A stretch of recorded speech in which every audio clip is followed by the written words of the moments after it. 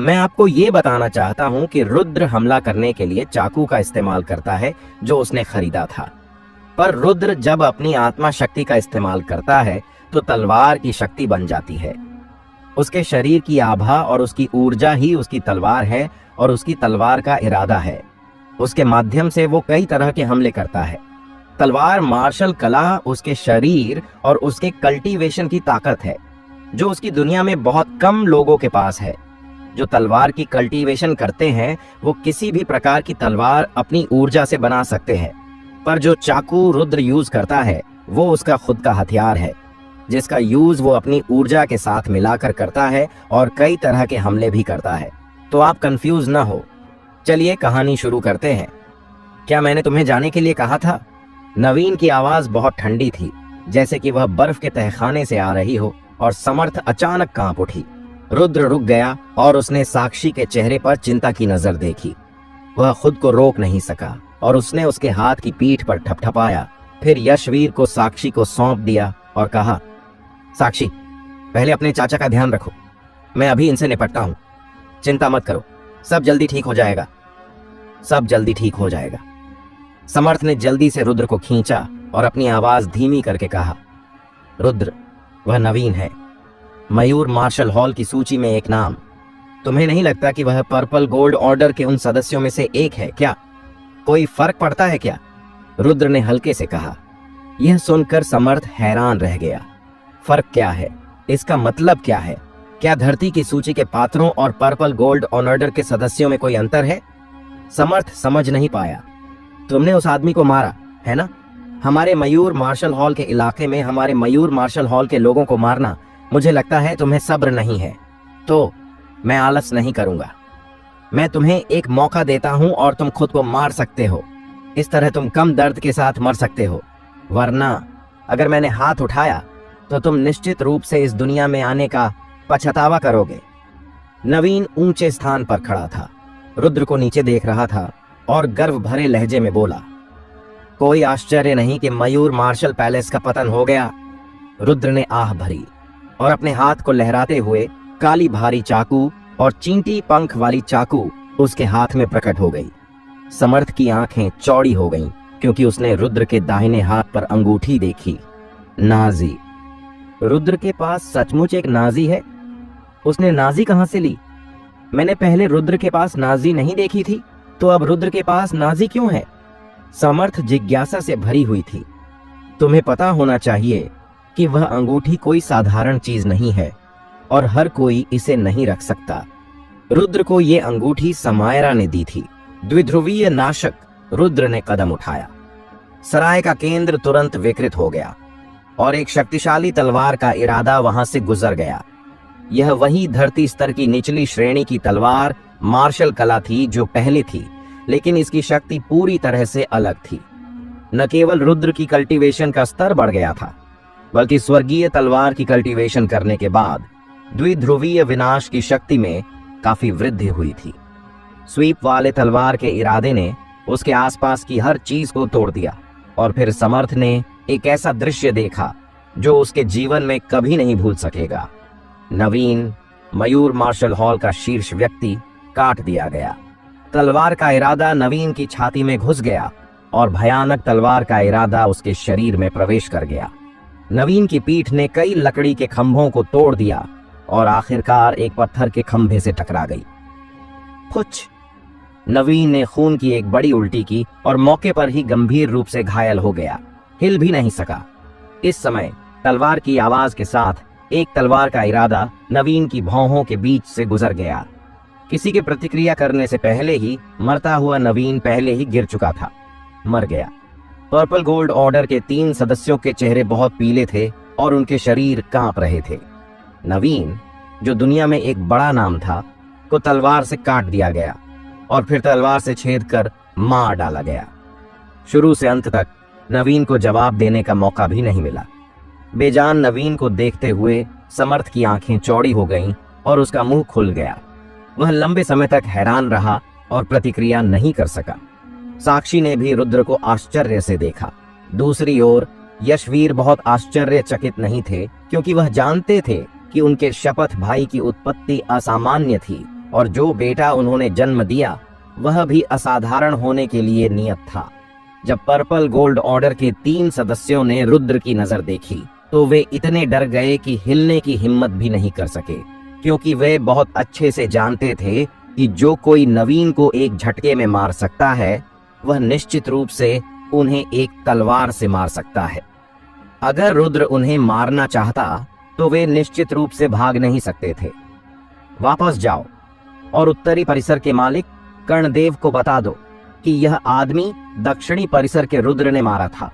अगर वह मेरे लिए परेशानी खड़ी करना चाहता है तो बस सम्राट राजधानी में आ जाए, मैं उन सब का ध्यान रख लूंगा। रुद्र ने कहा, भले ही तुम उन्हें न बताओ, मयूर मार्शल हॉल की क्षमता जल्दी पता लगा सकती है। उन्हें न बताने से बेहतर है कि बस उन्हें बता दो। इसके बाद रुद्र ने यशवीर को सहारा दिया और साक्षी को लेकर सिहोट सराय से चले गए। समर्थ ने अपनी प्रतिक्रिया वापस पाने के बाद जल्दी से पीछा किया। रुद्र भाई, मेरे लिए रुको, मुझे पीछे मत छोड़ो, मजाक मत करो। रुद्र की नवीन को एक झटके में मारने की क्षमता निश्चित रूप से सूची में है, लेकिन मुझे नहीं पता कि वह कहाँ है।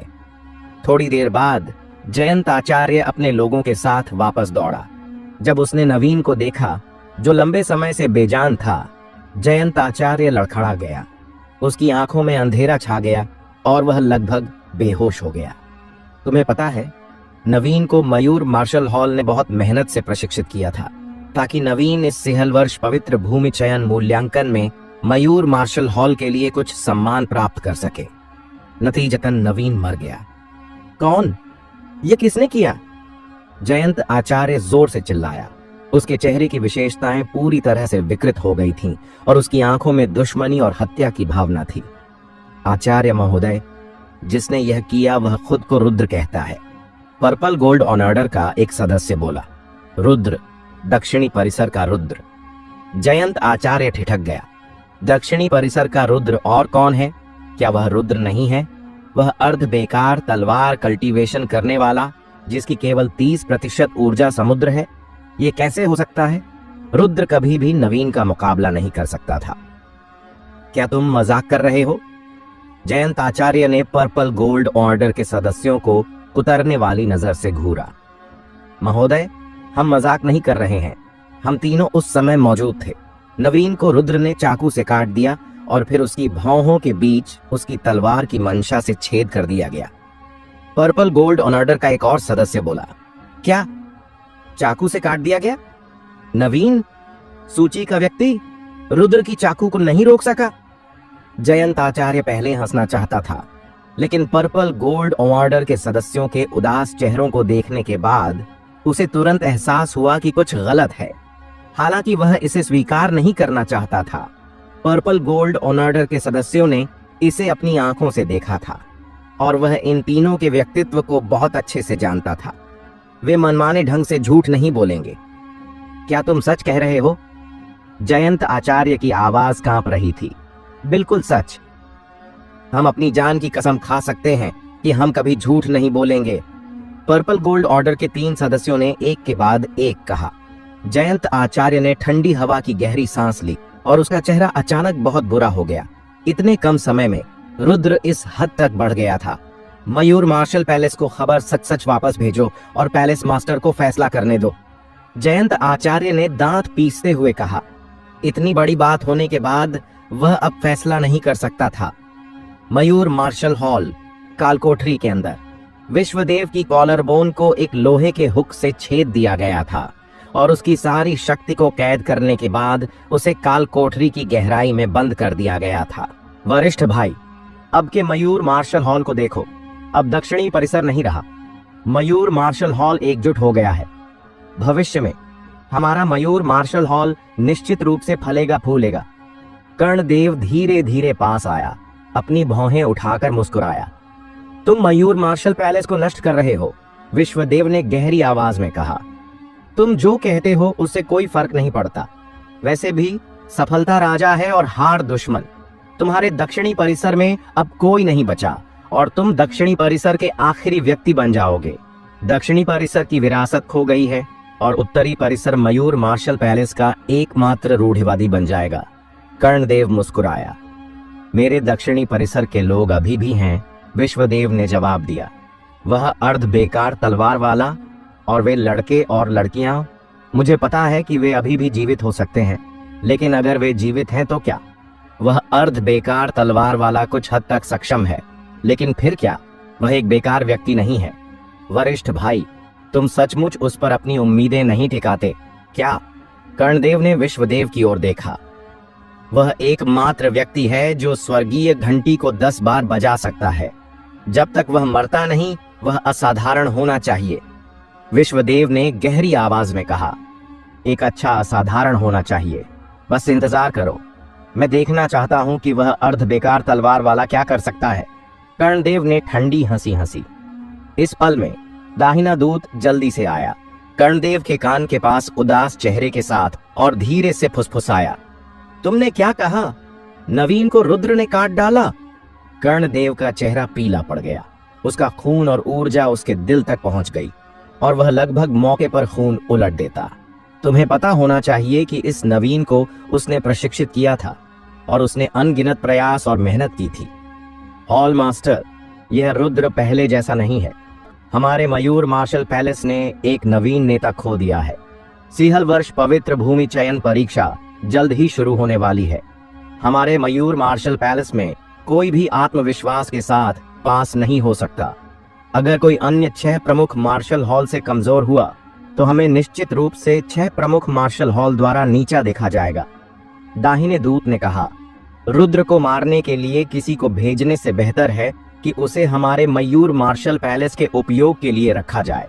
हालांकि वह दक्षिणी परिसर से है, दक्षिणी परिसर भी हमारे मयूर मार्शल पैलेस का हिस्सा है, तो उसे हमारे मयूर मार्शल पैलेस का प्रतिनिधित्व करने के लिए सिहल वर्ष पवित्र भूमि के चयन और मूल्यांकन में भाग लेने देना सबसे उचित है।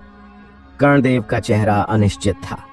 हॉल मास्टर, अब जब बात यहाँ तक आ गई है, मुझे लगता है कि हमें समग्र स्थिति पर ध्यान देना चाहिए। रुद्र के सिहल वर्ष पवित्र भूमि के चयन और मूल्यांकन में भाग लेने के बाद हम उसे सजा देंगे। उस समय हम रुद्र को वापस बुलाएंगे और जैसा चाहें वैसा निपटेंगे। अगर उसे मारना चाहते हैं तो मार दें। दाहिने दूत ने सुझाव दिया। इन शब्दों को सुनने के बाद कर्णदेव का चेहरा बेहतर दिखा और वह मदद नहीं कर सका, लेकिन सिर हिलाया। ठीक है, तुम जयंत आचार्य को आदेश दोगे और उसे रुद्र से संपर्क करने के लिए कहोगे। जैसा तुमने कहा, पहले उसे शांत करो और उसे हमारे मयूर मार्शल पैलेस का प्रतिनिधित्व करने के लिए सिहल वर्ष पवित्र भूमि के चयन और मूल्यांकन में भाग लेने दो। पैलेस मास्टर बुद्धिमान है, दाहिने दूत ने जल्दी जवाब दिया। कर्णदेव, अगर तुमने ऐसा किया तो तुम्हें भविष्य में पछतावा होगा। विश्वदेव ने दांत पीसते हुए कहा। पछतावा? मुझे कभी पछतावा नहीं होता। कर्णदेव ने ठंडी हंसी हंसी। रुद्र ने अस्थायी रूप से साक्षी और यशवीर को वहां रहने की व्यवस्था की। चाचा। रुद्र यशवीर के सामने घुटनों पर बैठ गया। रुद्र, तुम क्या कर रहे हो? यशवीर ने जल्दी से रुद्र को सहारा देने की कोशिश की। मैं स्नेहा का अच्छे से ध्यान नहीं रख सका, इसलिए उसे एक हादसा हुआ और अब उसकी जिंदगी या मौत अनिश्चित है, रुद्र ने कहा। क्या हुआ? साक्षी ने कांपते हुए पूछा। उसकी आंखों में आंसू थे। बादल नाव दुर्घटनाग्रस्त हो गया, रुद्र ने कहा। यह कैसे दुर्घटनाग्रस्त हुआ, इसके बारे में रुद्र ने नहीं कहा, क्योंकि यह जरूरी नहीं था। जल्दी या बाद में रुद्र इस कर्ज को मार्शल सम्राट के कदम के कारण वसूल करेगा। हाय, यशवीर ने आह भरी, फिर अपनी आंखें बंद की, गीले आंसुओं को समेटा और धीरे धीरे अपनी आंखें खोली। हमने पहले बाहरी शहर में बादल नाव के दुर्घटनाग्रस्त होने के बारे में सुना था, लेकिन हमें नहीं पता था कि स्नेहा इस बादल नाव में होगी। चूंकि हादसा हो चुका है, हम इसके बारे में कुछ नहीं कर सकते। इसमें तुम्हारी गलती नहीं है, लेकिन रुद्र अपराध बोध से भरा हुआ था। तुम्हें अपराध बोध महसूस करने की जरूरत नहीं है। दरअसल जब स्नेहा ने पहली मार्शल यात्रा शुरू की थी, तब मैं पहले से ही ऐसे दिन के लिए तैयार था। जब साक्षी ने पहली बार सैन्य शिविर में प्रवेश किया था, तब भी मैं तैयार था। मार्शल कल्टीवेशन की पहली यात्रा में हादसों से बचा नहीं जा सकता। इस बारे में ज्यादा मत सोचो। यशवीर ने यह कहते हुए रुद्र के कंधे पर थपथपाया। तुमने अभी कहा कि स्नेहा की जिंदगी या मौत अनिश्चित है। क्या होगा अगर वह अभी भी जीवित हो? ऐसी चीजें बहुत होती हैं। युद्ध के मैदान में कुछ सैनिकों को हमने मृत्यु सूची में शामिल कर लिया था, लेकिन बाद में वे अप्रत्याशित रूप से जीवित बच गए। साक्षी ने अपने आंसुओं को पोंछते हुए जल्दी कहा। रुद्र ने सिर हिलाया। हालांकि उम्मीद कम है, लेकिन एक किरण उम्मीद होना बिल्कुल उम्मीद न होने से बेहतर है। रुद्र, तुम बड़े हो गए हो और अब तुम्हारी कल्टीवेशन मेरे से भी आगे निकल गई है। मुझे बहुत खुशी है। मूल रूप से मैं कुछ सालों में तुम्हें तुम्हारे जीवन की कहानी बताना चाहता था, लेकिन अब यह लगभग हो गया है। यशवीर ने धीरे धीरे कहा। जीवन की कहानी। पास में खड़ा समर्थ अचानक उत्साहित हो गया और जल्दी से सुनने लगा। यहाँ तक कि दूसरी तरफ बैठे सत्यनारायण, जो एक लौकी पकड़े हुए थे और समय समय पर शराब पी रहे थे, रुक गए। यशवीर ने समर्थ और अन्य लोगों की ओर देखा। ये सब हमारे अपने लोग हैं चाचा, बताइए। रुद्र ने सतह पर अपनी शांति बनाए रखने की कोशिश की, लेकिन अंदर से वह बहुत उथल पुथल में था। यशवीर ने सिर हिलाया और फिर कहा, दरअसल मैं तुम्हारा चाचा नहीं हूं। तुम्हारे पिता और मैं एक ही उपनाम के धर्म भाई हैं। रुद्र थोड़ा हिल गया। तुम्हारे पिता एक दुर्लभ नायक हैं और तुम्हारी मां चांद की तरह उज्जवल हैं। वे दोनों एक देव दंपति की तरह दिखते हैं, लेकिन मैं सिर्फ एक साधारण इंसान हूं। मैंने कभी नहीं सोचा था कि वे मेरे साथ दोस्ती करने के लिए नीचे आएंगे। उन्होंने मुझे अपने भाई के रूप में भी सम्मान दिया। यशवीर ने यह कहते हुए जैसे कुछ पुरानी बातें याद आ गई हों, भावुक हो गए। चूंकि वे इतने असाधारण हैं, तो वे शुरू में क्यों चले गए और मुझे अकेला क्यों छोड़ गए? रुद्र के लहजे में नाराजगी थी। रुद्र बचपन से त्याग दिया गया था। हालांकि रुद्र ने कभी यह नहीं कहा, लेकिन उसके दिल में शिकायतें थीं। अगर उसके माता पिता तब चले गए होते जब उसे कुछ याद नहीं था, तो शायद उसे कोई छाप नहीं होती और वह इतना नाराज नहीं होता। मुख्य बात यह है कि वे तब चले गए जब रुद्र को याद होने लगा था। उन दोनों ने रुद्र पर एक बहुत ही अस्पष्ट छाप छोड़ी, जिससे रुद्र को पता था कि उसके माता पिता हैं, लेकिन वह याद नहीं कर सकता था कि वे कौन थे। इस तरह की चीज ने रुद्र को बचपन में दर्द दिया, क्योंकि वह अपने माता पिता का चेहरा याद नहीं कर सकता था। रुद्र, मुझे पता है कि तुम्हारे मन में नाराजगी है और यहाँ तक कि तुम उनसे नफरत करते हो। मैंने पहले तुम्हें नहीं बताया क्योंकि तुम छोटे थे और मुझे डर था कि तुम इसे सहन नहीं कर पाओगे। अब तुम बड़े हो गए हो, तो चाचा तुम्हें जो जानता है वह बताएगा। यशवीर ने धीरे धीरे कहा, मैं तुम्हारे माता पिता को कई सालों से जानता हूं और मैं गारंटी दे सकता हूं कि वे तुम्हें कभी भी लापरवाही से नहीं छोड़ेंगे। इसे इस तरह समझो, तुम्हारे जन्म के समय तुम्हें कुछ हादसे हुए थे। मुझे नहीं पता कि वे क्या थे, लेकिन मुझे पता है कि तुम्हारे पिता तुम्हारे जन्म से लेकर जब तक तुम्हें याद होने लगा तुम्हारे साथ थे। जहां तक तुम्हारी मां की बात है, ऐसा लगता था कि शुरू में उन्हें चोट लगी थी। वह पहले से ही तुम्हारे साथ गर्भवती थीं। अगर उन्होंने उस समय तुम्हें छोड़ दिया होता तो वह जल्दी ठीक हो जाती, लेकिन उन्होंने ऐसा नहीं किया। उन्होंने हर दिन भयानक दर्द सहा और पूरे 10 महीने तक डटी रहीं ताकि तुम्हें जन्म दे सकें। रुद्र की आंखों में नाराजगी और गुस्सा धीरे धीरे कम हो रहा था। तुम्हारे माता पिता के बारे में मेरी समझ के आधार पर वे तुम्हें छोड़कर जल्दबाजी में नहीं जाएंगे। आखिरकार तुम्हारे पिता और मैं कई सालों से एक दूसरे को जानते हैं और मैं उनके चरित्र को बहुत अच्छे से जानता हूँ। अगर तुम और तुम्हारी माँ दोनों जीवित होते और उसे अपनी जान के बीच चुनना पड़ता, तो वह अपनी जान देकर तुम दोनों माँ बेटे की जान बचाना पसंद करता। यशवीर ने आगे कहा, तुम्हारी माँ के लिए भी यही सच है। उसके और तुम्हारे बीच वह भी खुद को छोड़कर तुम्हारी जान बचाना चुनती। रुद्र चुप हो गया और उसकी आंखों में नाराजगी खत्म हो गई थी। नफरत?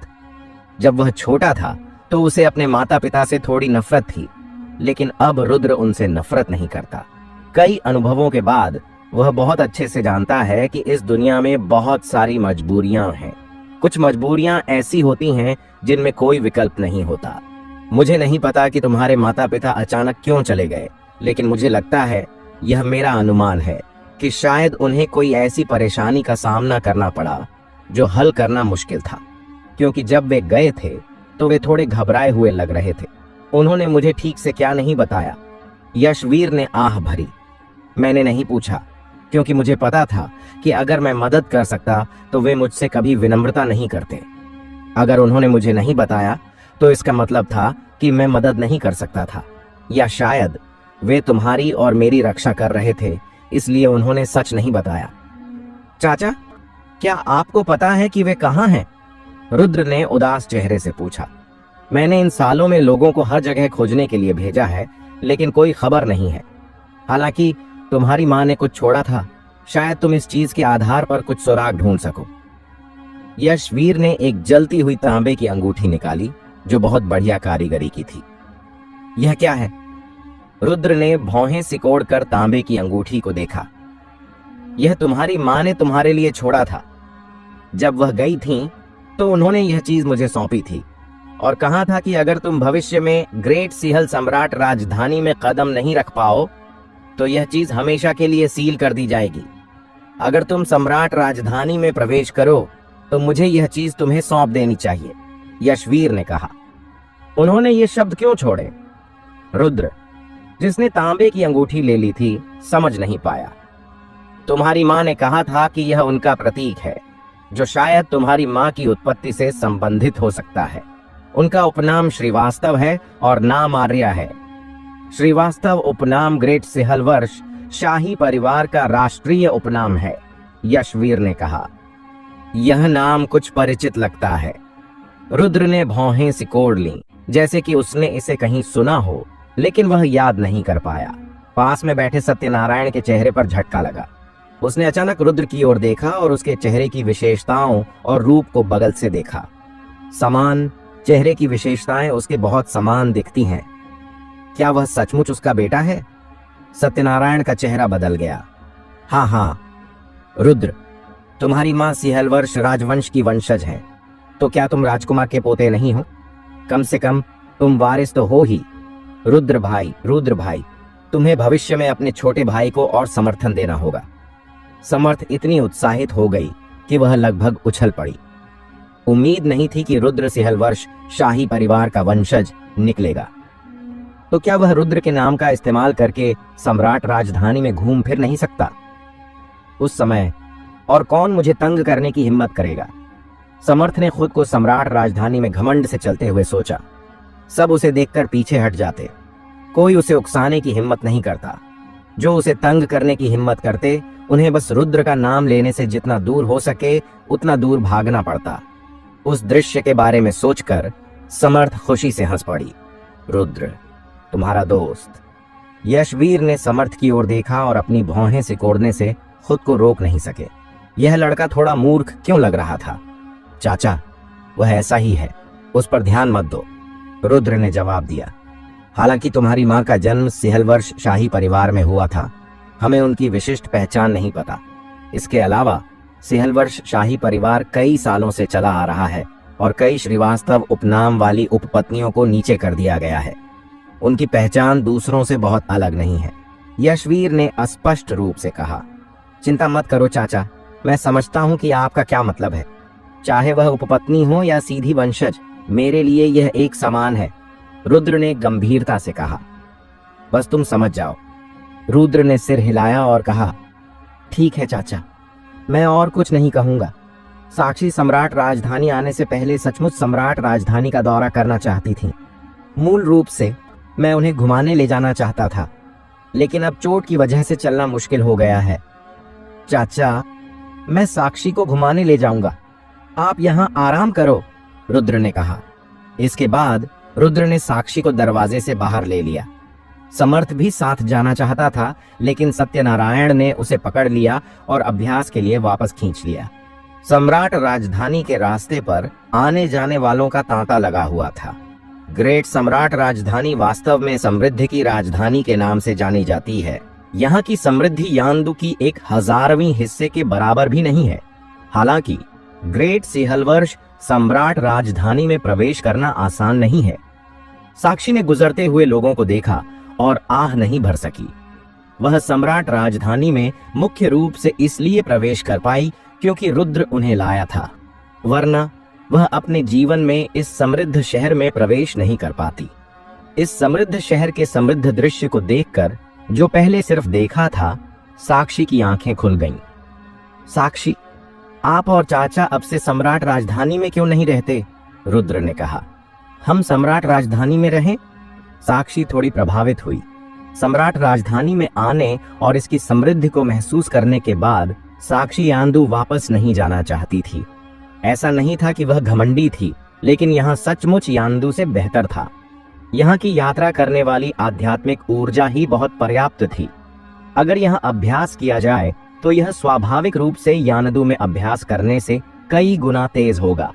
रुद्र भी चाहता था कि साक्षी और यशवीर सम्राट राजधानी में रहें। पहला, यहाँ बहुत सुरक्षित होगा। कम से कम सम्राट राजधानी में कोई परेशानी करने की हिम्मत नहीं करेगा। दूसरा, अगर वे पास रहते तो रुद्र को कुछ होने पर समय पर मदद के लिए आना ठीक रहता। सम्राट राजधानी वास्तव में अच्छी है, लेकिन अगर यहाँ रहना है। साक्षी थोड़ी चिंतित हो गई। सम्राट राजधानी में खर्चा कम नहीं था और उनके पास जो खर्चा था वह यहाँ कुछ दिनों तक रहने के लिए ही काफी था। साक्षी, ये आपके लिए हैं। रुद्र ने कुछ पलटकर एक थैली निकाली। ये क्या है? साक्षी हैरान दिखी। देखोगी तो पता चल जाएगा, रुद्र ने कहा। साक्षी ने थैली खोली और अंदर कई आध्यात्मिक पत्थरों को देखकर हैरान रह गई। उनमें से 300 से 400 निचले दर्जे के आध्यात्मिक पत्थर थे। क्या ये आध्यात्मिक पत्थर मध्यम दर्जे के हैं? साक्षी ने कुछ अपरिचित आध्यात्मिक पत्थरों की ओर इशारा किया। ये मध्यम दर्जे के हैं और बाकी उच्च दर्जे के आध्यात्मिक पत्थर हैं, रुद्र ने कहा। तुम खुद ले लो। मुझे इतने सारे आध्यात्मिक पत्थर क्यों दे रहे हो? साक्षी ने सिर हिलाकर मना कर दिया। साक्षी, ये आध्यात्मिक पत्थर अब मेरे लिए बहुत प्रभावी नहीं है। आप इनके साथ अभ्यास कर सकती हैं ताकि आपकी कल्टीवेशन तेजी से सुधर सके। यहाँ कुछ मार्शल कौशल भी हैं जो मुझे संयोग से मिले थे। आप इनमें से कुछ चुनकर अभ्यास कर सकती हैं। रुद्र ने थैली के गहरे हिस्से में मार्शल कौशलों की ओर इशारा किया। तब साक्षी ने उन मार्शल कौशलों पर ध्यान दिया और उनके दर्जे को देखकर वह हैरान रह गई। इन मार्शल कौशलों में निचले दर्जे के हुआंग स्तर से लेकर मध्यम दर्जे, फिर उच्च दर्जे और फिर निचले और मध्यम दर्जे के शुआन स्तर तक थे। पीले स्तर को भूल जाओ, साक्षी ने इससे पहले देखा था, लेकिन वसंत स्तर तक पहुंचने वाले मार्शल कौशल को उसने पहली बार देखा था और रुद्र ने उसे 2 निचले स्तर और एक मध्यम स्तर के कौशल दिए थे। रुद्र, साक्षी ने रुद्र की ओर देखा। साक्षी, बस ले लो। आपकी कल्टीवेशन का स्तर बढ़ना कोई बुरी बात नहीं है। भविष्य में परिवार को चाचा की देखभाल के लिए आपकी जरूरत होगी, रुद्र ने कहा। यह सुनकर साक्षी ने बनावटीपन छोड़ दिया और थैली को अपने शरीर के पास रख लिया। रुद्र और साक्षी ने सम्राट राजधानी में थोड़ी देर घूमने के बाद आनंद हवेली के पास पहुंच गए। रुद्र और साक्षी तुरंत पीछे के दरवाजे से पूर्वी आंगन में लौट आए। साक्षी, आप यहाँ थोड़ी देर बैठ सकती हैं या थोड़ा घूम सकती हैं। मैं पहले कुछ काम कर लूंगा और फिर वापस आऊंगा, रुद्र ने कहा। ठीक है, तुम जाओ। साक्षी ने सिर हिलाया। रुद्र पूर्वी आंगन से चला गया। इस बार रुद्र आनंद हवेली में 2 चीजों के लिए आया था। एक तो गर्वित से विदाई लेना था। आखिरकार उसके चाचा और साक्षी सम्राट राजधानी में आ गए थे। रुद्र निश्चित रूप से उन्हें आनंद हवेली में रहने के लिए नहीं ले जा सकता था, इसलिए वह गर्वित से विदाई कहने और अलविदा कहने आया था।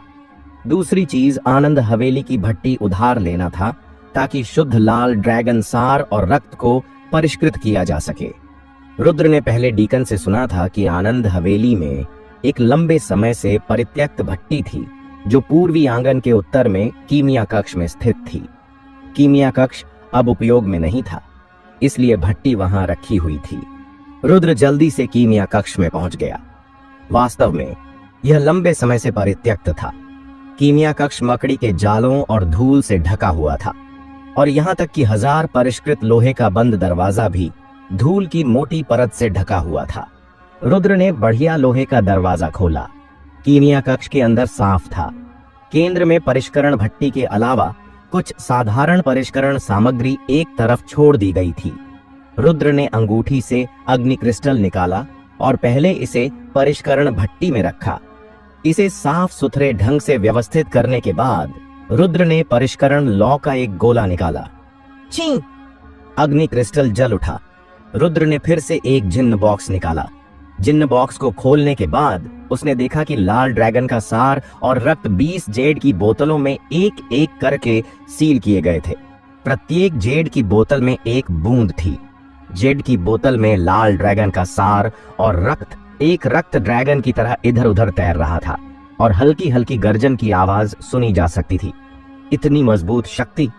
जैसे ही रुद्र का हाथ जेड की बोतल को छुआ, वह सुन्न हो गया। यह लाल ड्रैगन के रक्त से निकलने वाली शक्ति थी। फिर रुद्र ने 3 बूंद लाल ड्रैगन सार और रक्त को जेड की बोतल सहित परिष्करण भट्टी में डाल दिया। धूम! भट्टी जोर से हिली और फिर 3 रक्त ड्रैगन बाहर निकले, परिष्करण लपटों और अग्नि क्रिस्टलों पर उछलते हुए, जिससे भट्टी कांपने लगी, जैसे कि वे किसी भी समय मुक्त हो सकते हों। रुद्र ने लापरवाही से अजगर का रक्त डाला। जैसे ही अजगर का रक्त ड्रैगन में मिला, लाल ड्रैगन के हिंसक सार और रक्त धीरे धीरे स्थिर हो गए। अगला रुद्र को जो करना था वह सरल था, बस चुपचाप इंतजार करना, क्योंकि शुद्धिकरण प्रक्रिया में कुछ समय लगता था। बेशक यह सरल लगता है, लेकिन वास्तव में रुद्र ने जो पहले किया था वह काफी जटिल था। सबसे पहले अग्नि क्रिस्टलों की मात्रा, अजगर के रक्त का वर्ष और लौ परिष्करण में निवेश का समय आदि, इन विवरणों को पूरी प्रक्रिया में नियंत्रित करने की जरूरत थी। अगर इनमें से एक भी ठीक नहीं हुआ तो शुद्धिकरण विफल हो जाता और 3 बूंद लाल ड्रैगन सार और रक्त बर्बाद हो जाते। हर बूंद लाल ड्रैगन सार और रक्त जो प्राप्त हुआ था वह बहुत कीमती था और इसे लापरवाही से बर्बाद नहीं किया जा सकता था। हालांकि यह पहली बार शुद्धिकरण था। शुद्धिकरण प्रक्रिया काफी सुचारू रूप से चली। लगभग आधे घंटे बाद भट्टी हिलना बंद हो गई। मूल रक्त ड्रैगन लगभग पारदर्शी रंग में बदल गया और इसमें मौजूद हिंसक आभा गायब हो गई। रुद्र ने इसे लापरवाही से लिया और अपने पेट में निगल लिया। धूम! शुद्ध लाल ड्रैगन सार और रक्त की शक्ति रुद्र के शरीर में फट पड़ी और लगातार रुद्र की त्वचा में इंजेक्ट हो रही थी। रुद्र स्पष्ट रूप से महसूस कर सकता था कि उसकी त्वचा और मांस सख्त हो गए थे। शरीर को बढ़ाने वाला कीमती रक्त वास्तव में इसके लायक है। रुद्र ने आह भरी। यह शुद्ध लाल ड्रैगन सार और रक्त शीर्ष कीमती रक्त है। शुद्धिकरण से पहले भी यह अनमोल था।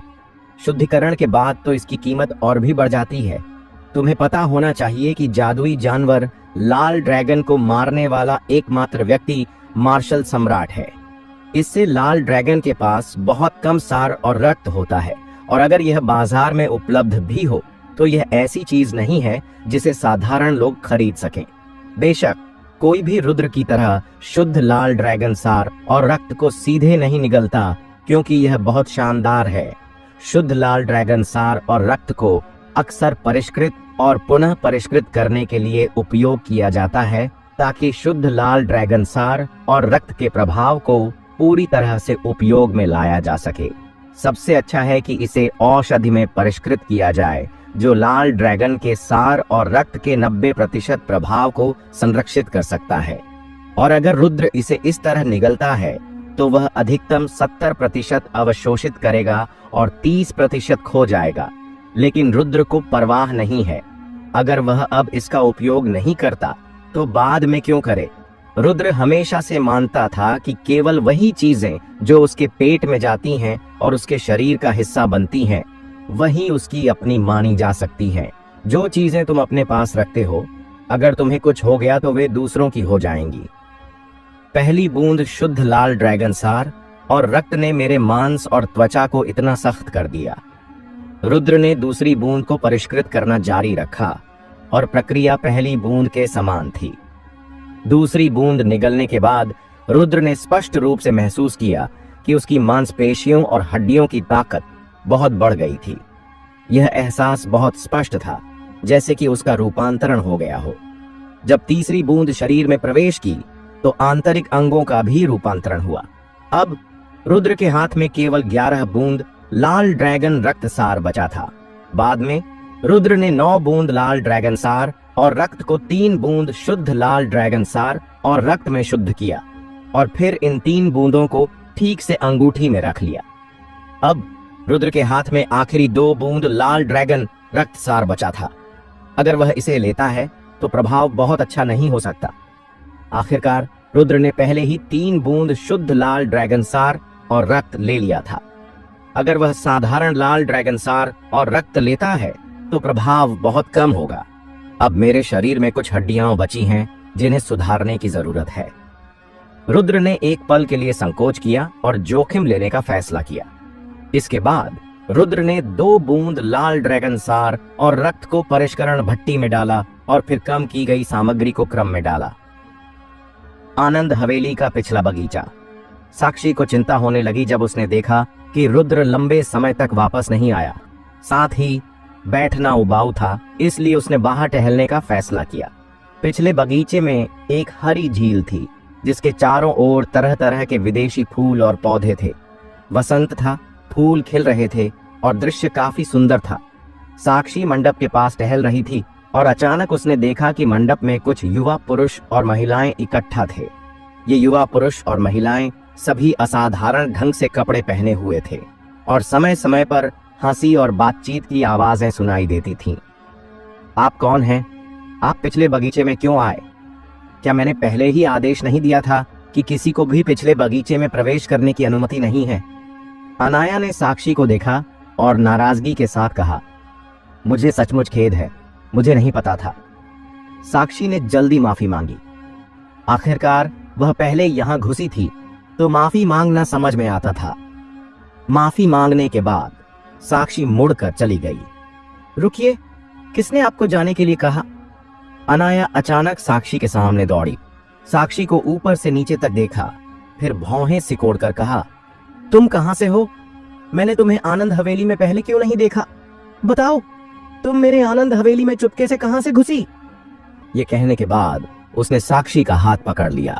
मैं चुपके से नहीं घुसी, मेरा भाई रुद्र मुझे यहां लाया था, मैं उसे ढूंढ रही हूं। साक्षी ने मदद नहीं कर सकी, लेकिन कहा, रुद्र। अनाया का चेहरा थोड़ा बदल गया और उसने धीरे धीरे साक्षी का हाथ छोड़ दिया। अनाया, क्या वह रुद्र नाम का लड़का वही है जिसने पहले आपको तंग किया था? एक महिला साथी ने अचानक पूछा। अनाया, आपको तंग किया गया था? ये कब हुआ? एक बैंगनी और सोने की ड्रेस पहने महिला खड़ी हुई और बाकी युवा पुरुष और महिलाएं रास्ता छोड़ गए।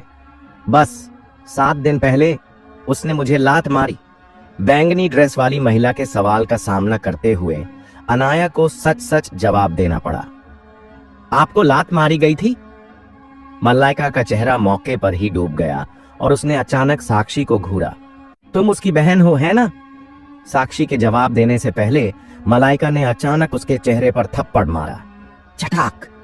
साक्षी के चेहरे के बाईं ओर एक बड़ा चमकीला लाल थप्पड़ का निशान उभर आया और बल ने साक्षी को जमीन पर धकेल दिया।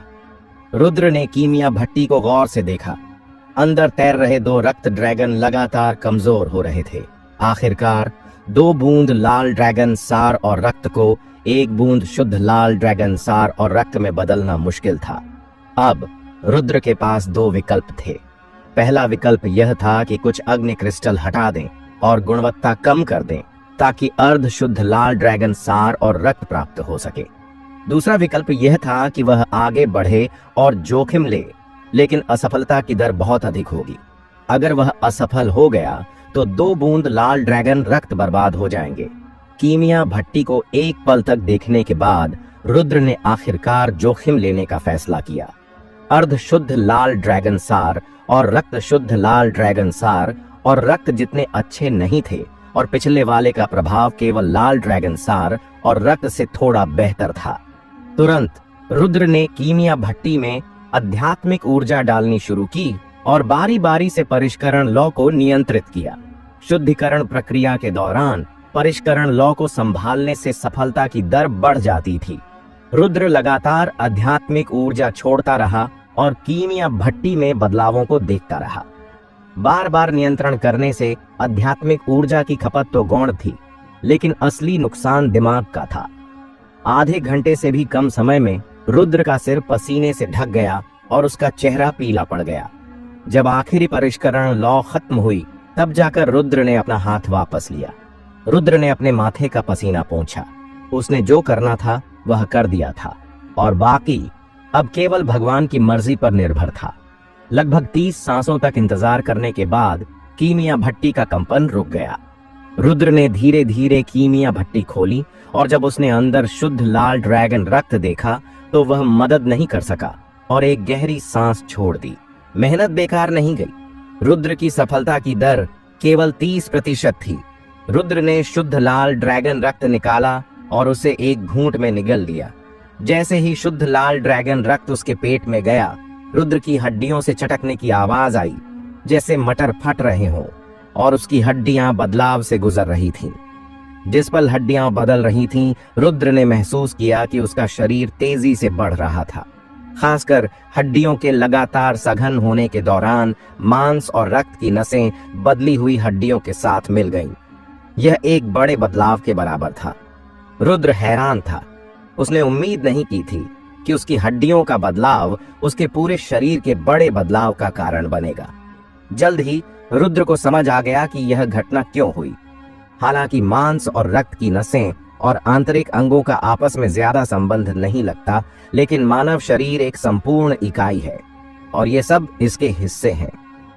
जब हड्डियां खराब नहीं होती तो वे साथ में खराब नहीं होती, और जैसे ही हड्डियां खराब होती हैं वे पूरी तरह से एक इकाई बन जाती हैं और स्वाभाविक रूप से हड्डियों के खराब होने के साथ बदलाव से गुजरती हैं। जो और भी अप्रत्याशित था वह यह कि हड्डियां पूरे शरीर के बदलाव को प्रेरित करती हैं और पूरे शरीर का बदलाव हड्डियों को वापस प्रभावित करता है, जिससे हड्डियां दूसरी बार बदलाव से गुजरती हैं। यह इस तरह था कि मांस, नसें, हड्डियां और आंतरिक अंग सभी 2 बार बदलाव से गुजरे।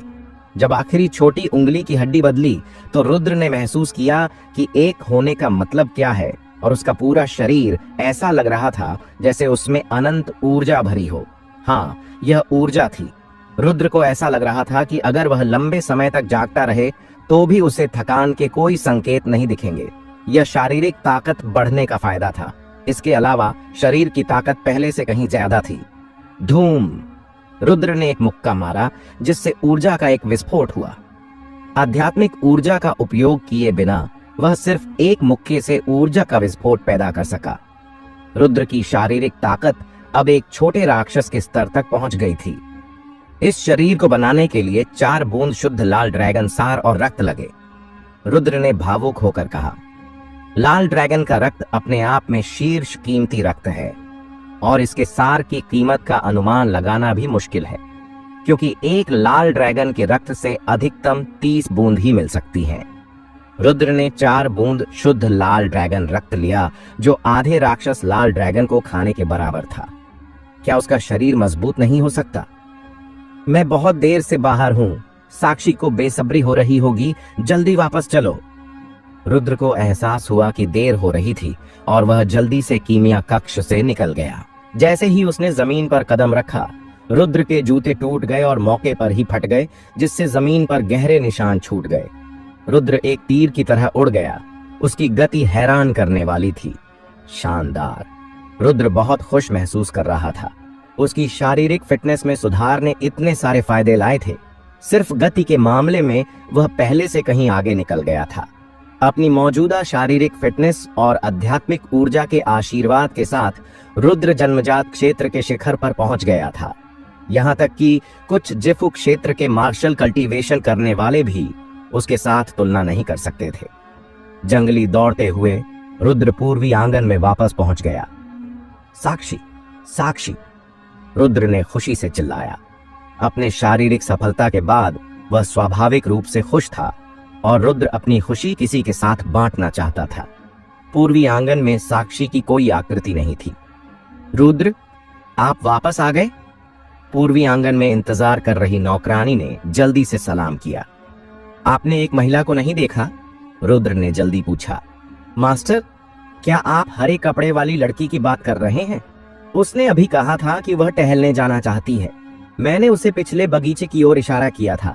वह पिछले बगीचे में गई होगी। नौकरानी ने मदद नहीं कर सकी, लेकिन कहा, बहुत बहुत धन्यवाद। रुद्र ने धन्यवाद दिया और जल्दी से पिछले बगीचे की ओर बढ़ गया। पिछले बगीचे में पहुंचकर रुद्र ने मंडप के पास कुछ युवा पुरुषों और महिलाओं को देखा। जो सब एक ही दिशा में देख रहे थे। रुद्र ने उनकी नजरों के साथ देखा और जब उसने साक्षी को जमीन पर पड़ा हुआ देखा, एक हाथ से अपने लाल और सूजे हुए बाएं चेहरे को ढके हुए और मुंह के कोने से खून बहता हुआ, तो रुद्र की मुस्कान जम गई।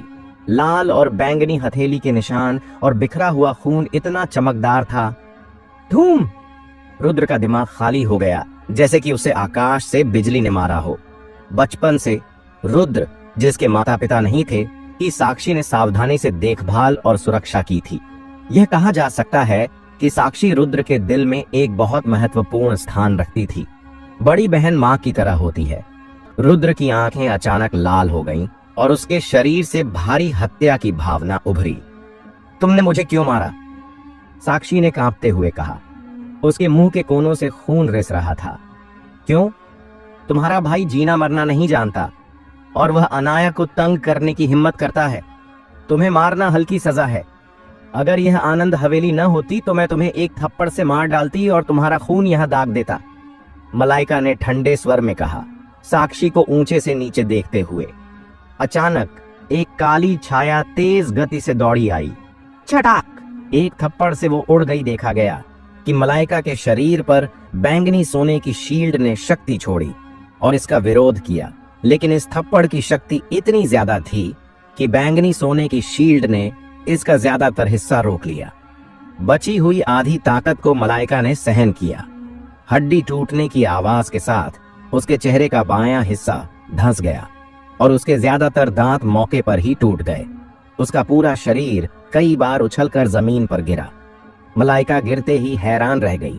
उसने एक पल के लिए दर्द और अपने मुंह से बहते खून को भूल गया। जाहिर तौर पर उसे उम्मीद नहीं थी कि कोई अचानक आएगा और उसे मारेगा। सभी युवा पुरुष और महिलाएं भी हैरान रह गए।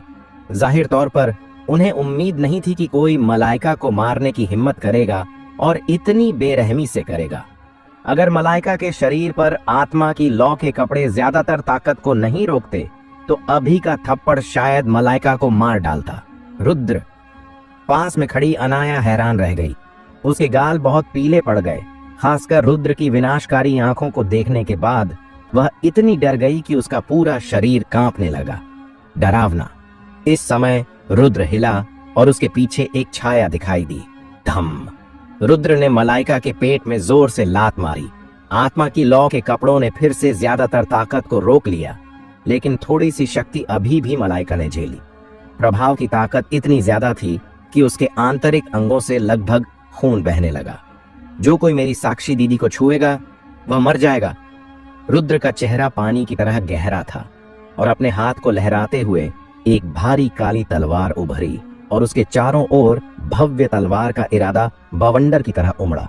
उसके शरीर के मजबूत होने के बाद रुद्र द्वारा छोड़ा गया तलवार का इरादा पहले से ज्यादा मजबूत था। रुद्र ने एक तलवार से काटा। रुक जाओ! मुख्य प्रबंधक हवा से बाहर आया और शून्य से एक हाथ लहराया, जिसने सीधे रुद्र की तलवार की शक्ति को खत्म कर दिया। इस समय गर्वित दौड़कर आया। जब उसने मलाइका को जमीन पर पड़ा हुआ देखा, राख से ढका हुआ और चेहरा खून से भरा हुआ, तो उसका चेहरा बदल गया। युवा मास्टर! मुख्य प्रबंधक ने रुद्र को बहुत नाराजगी से देखा। अगर गर्वित नहीं आता तो जाहिर तौर पर रुद्र आगे कार्रवाई करना चाहता था। मलाइका मिस को उठाने में मदद क्यों नहीं करते? गर्वित ने सख्त चेहरे के साथ पास की नौकरानी से चिल्लाकर कहा। नौकरानी ने जल्दी से मलाइका को उठाने में मदद की। गर्वित, तुमने जिसे बुलाया वह सचमुच ताकतवर है।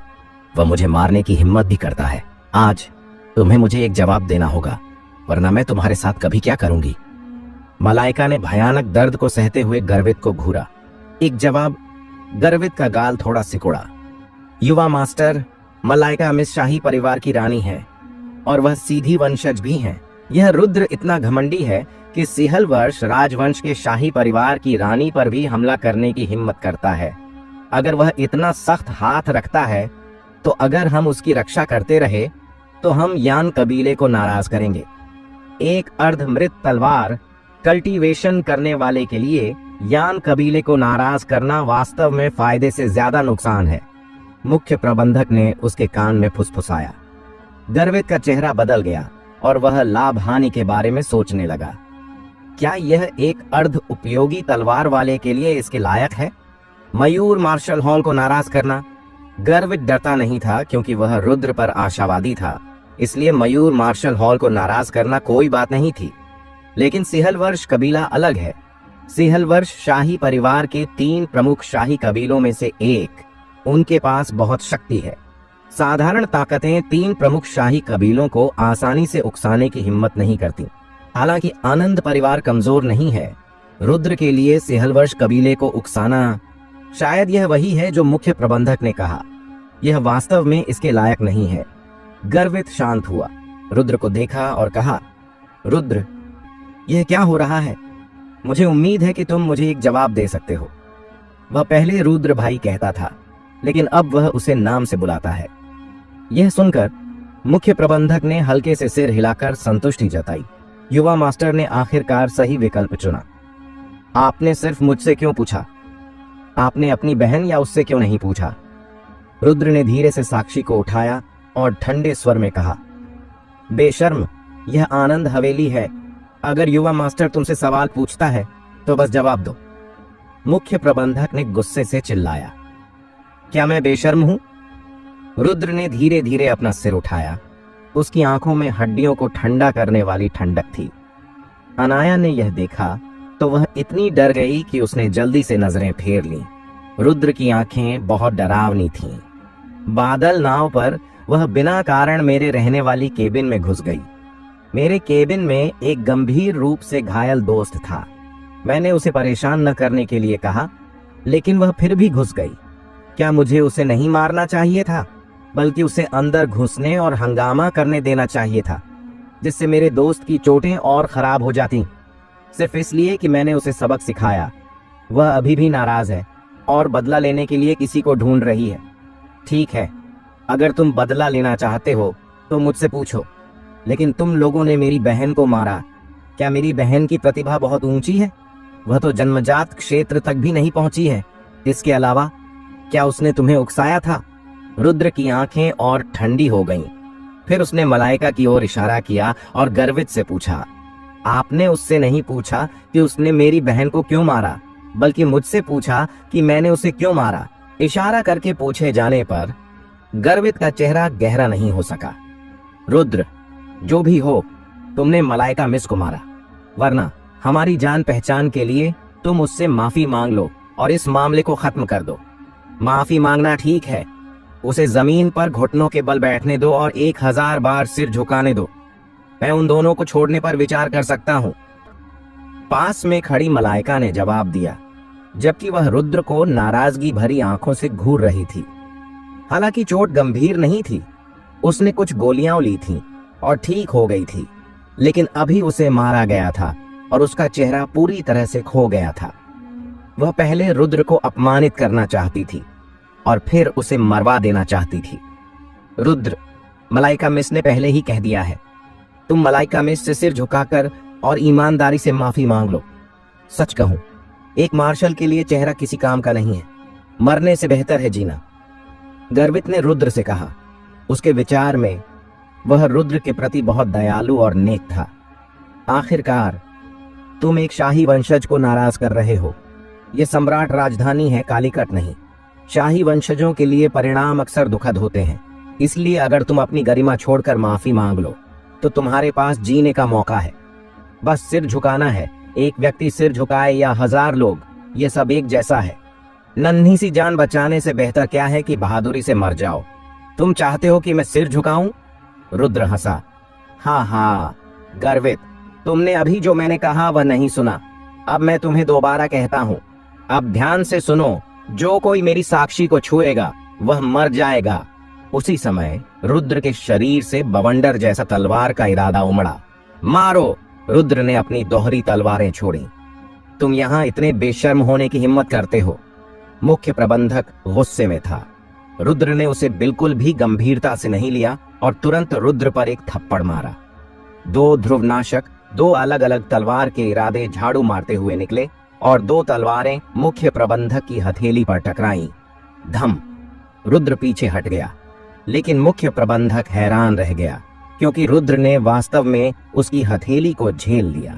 रुद्र को फिर से देखते हुए, हालांकि उसके मुंह के कोने से खून बह रहा था, उसने पहले ही अपनी ताकत का उपयोग करके मलाइका को मारने की कोशिश की थी। बुरा हुआ। मुख्य प्रबंधक हैरान था और उसे रोकने में बहुत देर हो गई थी। द्विध्रुवीय विनाशक। रुद्र ने फिर से दोनों तलवारों से काटा और काले और सफेद के बीच स्पष्ट सीमा उभरी, जैसे कि यिन और यांग अलग हो गए हों, और शक्तिशाली तलवार का इरादा मलाइका के शरीर में घुस गया। मलाइका ने फिर से अपनी शक्ति छोड़ी और इसका विरोध किया, और मलाइका ने खून की एक बड़ी उल्टी की। मुझे मारना चाहते हो? सपने देख रहे हो? मेरे लिए इंतजार करो, मैं तुम्हें यातना दूंगी।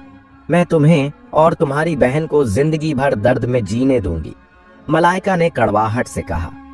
वैसे भी आत्मा की लौ के कपड़ों से उसकी रक्षा हो रही थी।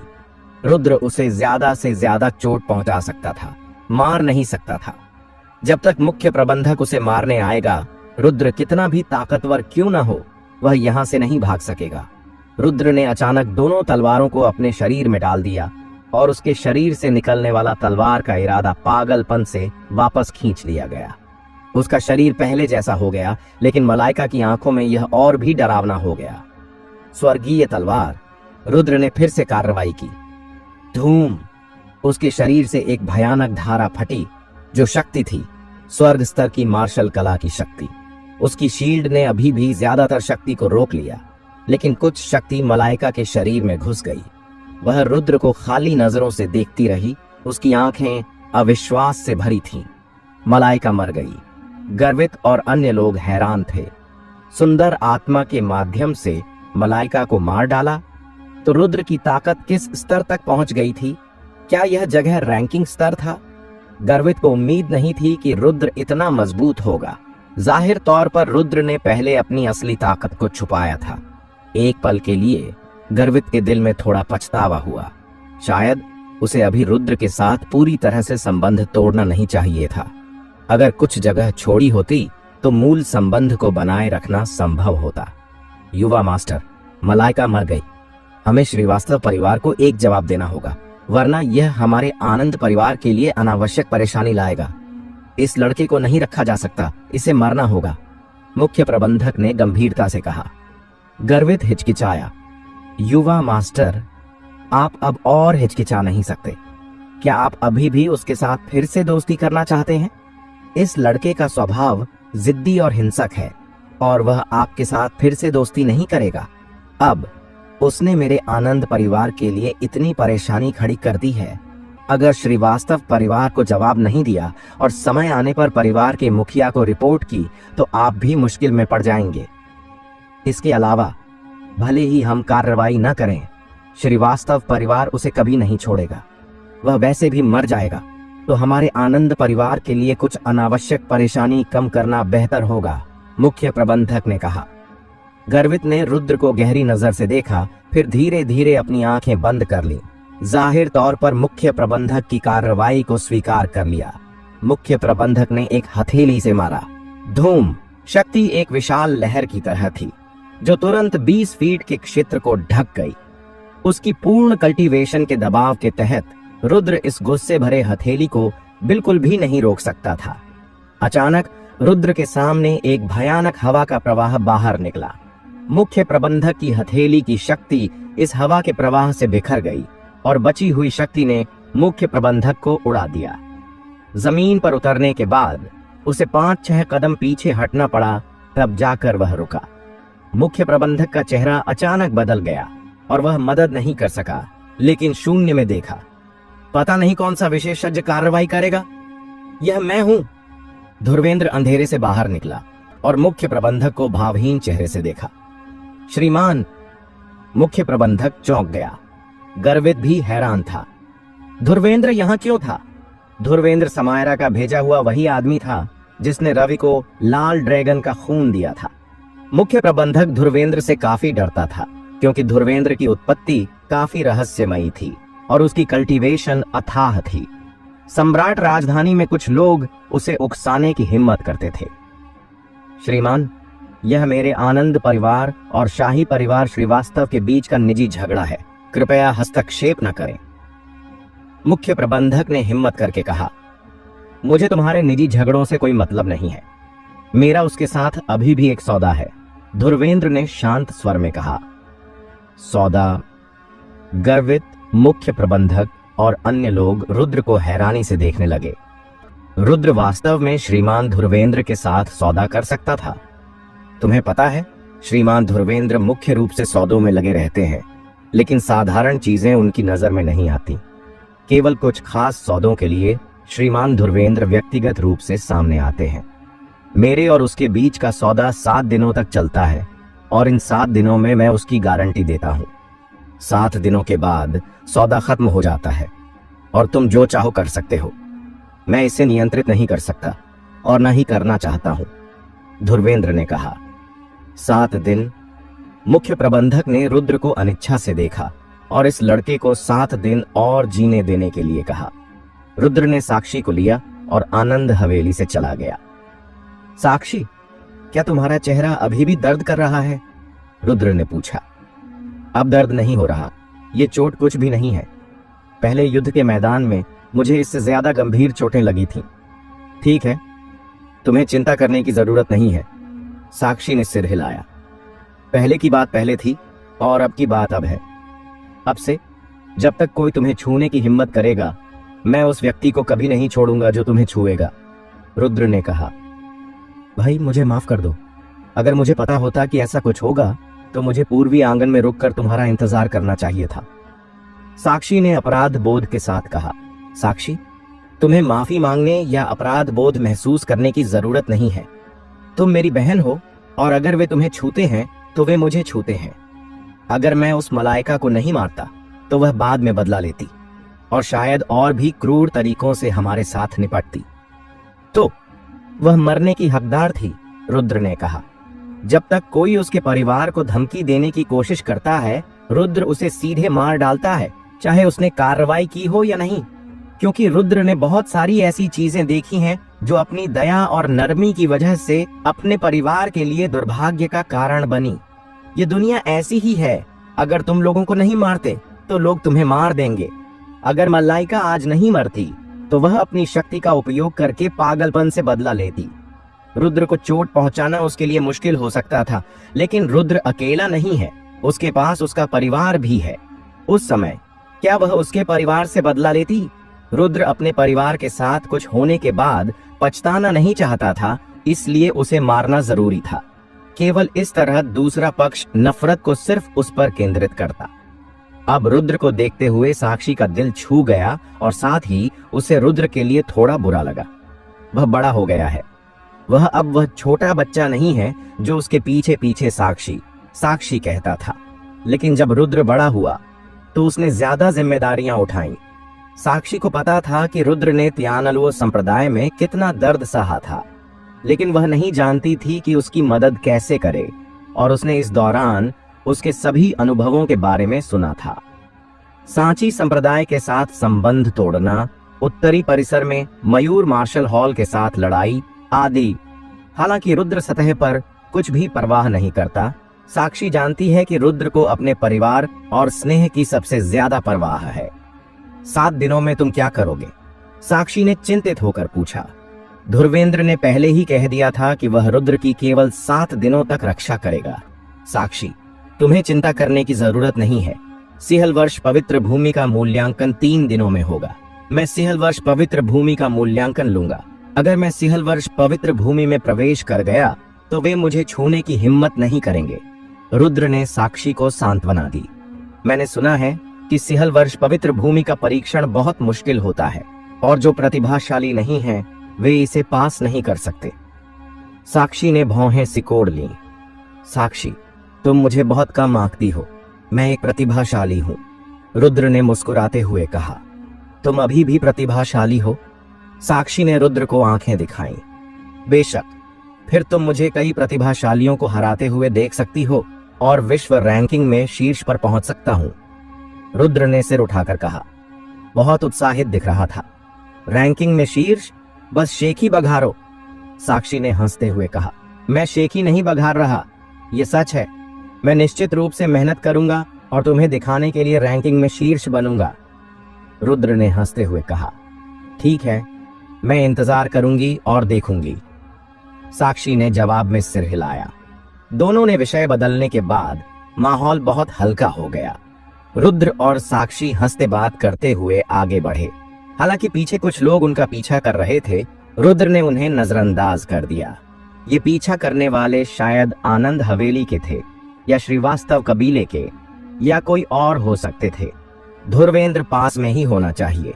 रुद्र जानता था कि वह निश्चित रूप से उसका पीछा करेगा, और धुर्वेंद्र को यह भी पता होगा कि वे 3 बूंद शुद्ध लाल ड्रैगन सार और रक्त उसके पास हैं।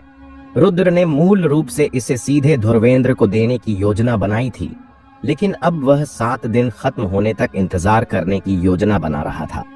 आखिरकार धुर्वेंद्र न केवल 7 दिनों तक उसकी रक्षा कर सकता था, बल्कि उसके परिवार की भी। रुद्र और अन्य लोग अपने निवास पर लौट आए। जैसे ही वह आंगन में कदम रखा, बाहर समर्थ जल्दी से खड़ा हो गया और रुद्र से फुसफुसाया, जल्दी जाओ, मयूर मार्शल हॉल के लोग यहाँ हैं। जयंत आचार्य लोग लेकर तुम्हें ढूंढने आया है। ये निश्चित रूप से अच्छी बात नहीं है। जल्दी चले जाओ, मैं बाद में तुम्हारे चाचा को ले जाऊंगा। क्या तुम यहाँ मेरा इंतजार कर रहे थे ताकि मुझे बता सको? रुद्र ने समर्थ को देखा और पूछा। वरना तुम्हें लगता है कि मैं यहाँ मजे के लिए रहा हूं? समर्थ ने रुद्र को आंखें दिखाई। तुम बेरहम लड़के, मैं यहाँ 1 घंटे तक खड़ा रहा और मेरे पैर सुन्न हो गए, तब जाकर तुम वापस आए। रुद्र का दिल छू गया।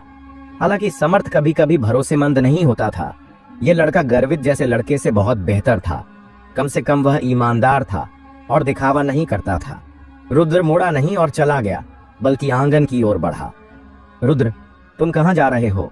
जयंत आचार्य और उसके लोग निश्चित रूप से तुमसे बदला लेंगे। तुम अंदर क्यों जा रहे हो? समर्थ ने जल्दी से रुद्र को रोका। डरने की बात नहीं है। अगर वे सचमुच बदला लेना चाहते होते तो वे पहले ही कार्रवाई कर चुके होते। अब तक इंतजार क्यों करते? रुद्र ने हाथ हिलाया। मयूर मार्शल हॉल कितना भी मूर्ख क्यों न हो, यहाँ लड़ाई नहीं करेगा। आखिरकार यह सम्राट राजधानी है, और अगर बड़ी लड़ाई हुई तो किसी के लिए भी अच्छा नहीं होगा। क्या तुम सचमुच नहीं डरते? समर्थ ने पूछा। मैं सचमुच नहीं डरता। मुझे बस यह जानने की उत्सुकता है कि नवीन मार्शल हॉल इस समय मुझसे मिलने क्यों आया है। रुद्र ने बोलने के बाद आंगन में कदम रखा। अचानक कई नजरें उसकी ओर आईं और इन नजरों में दबाव था। जैसे ही रुद्र अंदर कदम रखा, उसे दबाव 2 गुना महसूस हुआ। अगर यह पहले होता तो रुद्र निश्चित रूप से प्रभावित होता, लेकिन चूंकि उसकी शारीरिक ताकत बहुत बढ़ गई थी, यह दबाव अब रुद्र के लिए ज्यादा उपयोगी नहीं था। इनमें से एक नजर में ठंडक थी, यहां तक कि नाराजगी और नफरत भी थी। हालांकि इसे अच्छे से छुपाया गया था, लेकिन यह रुद्र से छुप नहीं सका। यह नजर और किसी की नहीं, बल्कि जयंत आचार्य की थी। रुद्र, यहां आओ और घुटनों पर बैठो। मयूर मार्शल पैलेस का एक हरे कपड़े वाला बुजुर्ग सामने की ओर इशारा करते हुए बोला। अगर तुम इस रवैये के साथ बात करने आए हो तो तुम बाहर निकल सकते हो। रुद्र ने हरे कपड़े वाले बुजुर्ग को देखा। तुम? हरे कपड़े वाला बुजुर्ग गुस्से से पीला पड़ गया।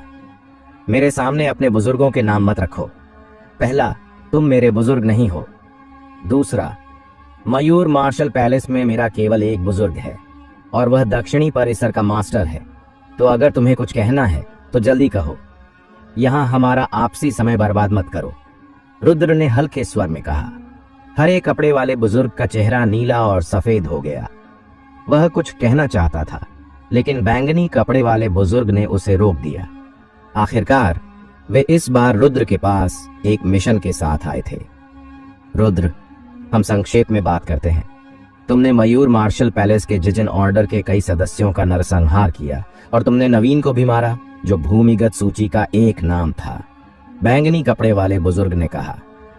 1 मिनट रुकिए, रुद्र ने बैंगनी कपड़े वाले बुजुर्ग को बीच में रोक दिया। क्या आप तीनों यहाँ दोष मांगने आए हैं? अगर हां, तो आप बाहर निकल सकते हैं। साथ ही आपको यह स्पष्ट करना चाहिए कि मयूर मार्शल पैलेस के जिजिन ऑर्डर के सदस्य मेरे साथ मार्शल युद्ध के मैदान में मरे। वे अपनी कला में कमजोर थे, मैंने उन्हें नहीं मारा।